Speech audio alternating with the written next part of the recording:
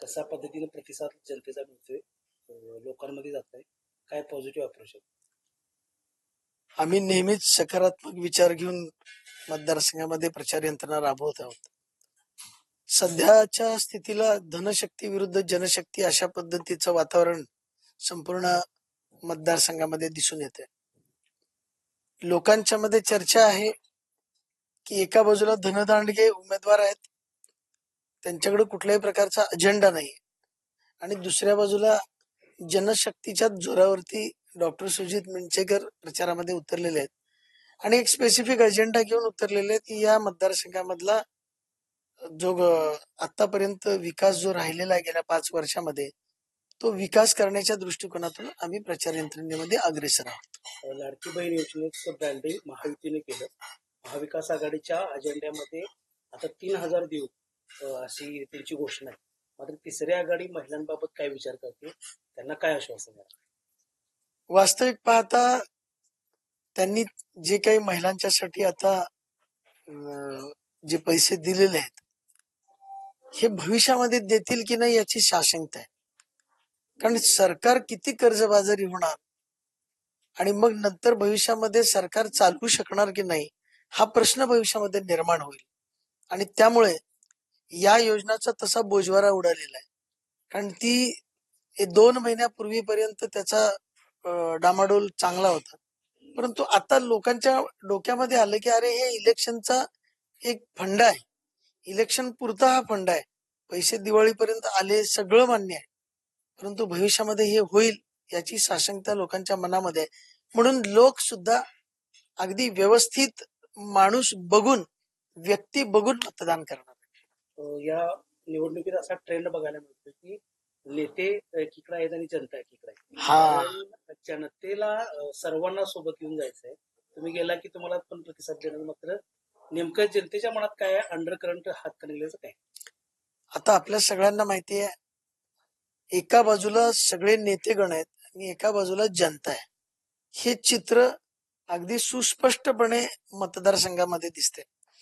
आता आम्ही जेव्हा ज्या मतदारसंघामध्ये जातो, प्रत्येक उमेदवार येईल त्याला लोक वाहवाच म्हणत असतात, परंतु जनतेनं ठरवलेलं आहे, 70-75% जनतेनं ठरवलेलं आहे की आपल्याला मत कुणाला द्यायचंय. उरला 25% मतदाराचा भाग, तो 25% मतदार जो असतो तो वेट आणि वॉच करत असतो. बाबा कोणाचं पारडं जड आहे, कोणाची चर्चा जास्त आहे आणि अंडर करंट कोणाचा आहे, या गोष्टीवरती तो शेवटच्या क्षणाला मतदान करायला येत असतो. आणि आजच्या तारखेला अंडर करंट जर बघितलात तर लोकांच्या मनामध्ये शाश्वत चेहरा म्हणून डॉक्टर सुजित मिंचेकर यांच्याकडे पाहिलं जातं. खरं तर 2019ला आपला पराभव झाला. गेल्या 10 वर्षाची संपूर्ण आमदारकीचा अनुभव तुम्ही आता आजच्या निवडणुकीमध्ये लावलेला आहात. यासोबतच बाजू शक्तींची तुम्हाला ताकद मिळते. कसं बघताय या तिसऱ्या आघाडीकडे आणि या संपूर्ण तुमच्या प्रवासाकडे? तिसरी आघाडी म्हणून निश्चितच ताकदीनं या महाराष्ट्रामध्ये उतरलेली आहे. पण आत्ताच्या घडीला जर पाहिलं तर कोण कुठल्या पक्षात आहे, कोण कुठल्या पक्षाबरोबर जाणार आहे, हे अत्यंत सांगणं फार कठीण झालेलं आहे. परिवर्तन आघाडीच्या माध्यमातून ज्याला महाविकास आघाडी किंवा महायुती याच्यामध्ये उमेदवारी न मिळालेले तगडे उमेदवार हे परिवर्तन महाशक्तीच्या माध्यमातून उतरलेले आहेत आणि त्यांचा स्वतःचा एक वोट बँक आहे, त्यांचं स्वतःच एक USP आहे. आणि म्हणून जनतेला व्यक्ती म्हणून कोण भावतो हे फार महत्वाचं आहे आणि ते आता महापरिवर्तन शक्तीच्या माध्यमातून नक्कीच तुम्हाला दिसायला लागेल. घराणेशाहीच्या विरोधात गेल्या अनेक वर्ष लढा देत आहेत अनेक नेते आणि ह्याच घराणेशाहीला पुढे करण्यासाठी तिसरी आघाडी स्थापन झाली असं राहू शेट्टी पण म्हणतात आणि संभाजी जाधव पण म्हणतात. काय वाटतंय, खरंच घराणेशाही नसलेले उमेदवार तिसऱ्या आघाडीत आहेत का आणि घराणेशाहीच्या विरोधात कशी लढा?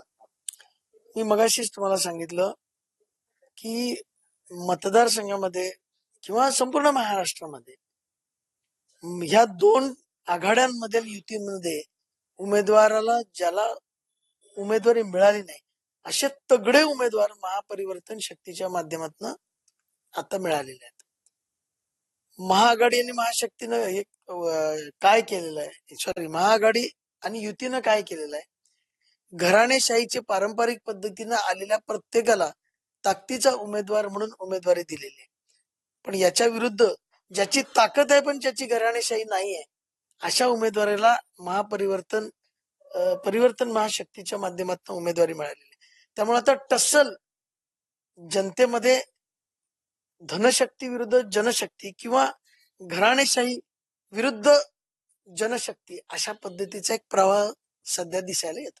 स्वाभिमानी शेतकरी संघटनेचा पिल्ला तुम्ही लावला, मात्र गेल्या काही दिवसापासून केंद्रातल्या शेतकऱ्यांचे प्रश्न प्रलंबित आहेत. यंदाही FRP मध्ये 200 रुपयाची वाढ झालेली आहे, ती मिळाली नाही. या पुढची लढाई कशी असणार आहे, शेतकऱ्यांना काय आश्वासन आहे? FRP चे 200 रुपये मिळाले नाहीत यासाठी गेल्या अनेक वर्षापासून म्हणजे राजू शेट्टींनी ज्या ज्या वेळेला आंदोलनं केली त्या वेळेला जनतेला शेवटचा जो हप्ता आहे तो त्या वेळेला मिळालेला आहे. आता आपल्या सगळ्यांना माहिती आहे की सगळ्यांनी गेल्या वेळेचे 100 रुपये दिले, परंतु इकडं आमच्या वारणा खोऱ्यामध्ये ते पैसे मिळालेले नाही आहेत. त्यामुळे जनता, वारणा खोऱ्यामधली जनता नाराज आहे. नक्कीच या निवडणुकीच्या पार्श्वभूमीवरती बोलणं उचित नाही, पण निवडणूक झाल्यानंतर नक्कीच ते पैसे जनतेला मिळावेत यासाठी जनआंदोलन आमच्या संघटनेच्या माध्यमातून निश्चितपणे उभं केलं जाईल. साहेब, निवडणूक सुरू आहे, उमेदवार तुम्ही आहात, मात्र तुमच्या प्रचारासाठी संपूर्ण फॅमिली झोपून घेऊन काम करते. जसं एकंदरीत दिवसभराचं तुमचं आता शेड्यूल चालू आहे, संपूर्ण फॅमिली प्रचारात असते. संपूर्ण फॅमिली आमची सकाळपासून रात्रीपर्यंत प्रचारात आहे. आमची गाठभेट संध्याकाळी झोपायला घरी आल्यानंतर होते आणि सकाळी जाताना होते. याच्या व्यतिरिक्त प्रत्येक जण म्हणजे माझी बायको असेल, मुलगा असेल, भाऊ असतील, माझे नातेवाईक असतील, मित्रपरिवार असेल, संपूर्णपणे सगळ्यांनी झोकून देऊन प्रचारामध्ये आघाडी घेतलेली आहे. नक्कीच त्याचा फायदा येणाऱ्या भविष्य काळामध्ये 23 तारखेला तुम्हाला दिसून येईल.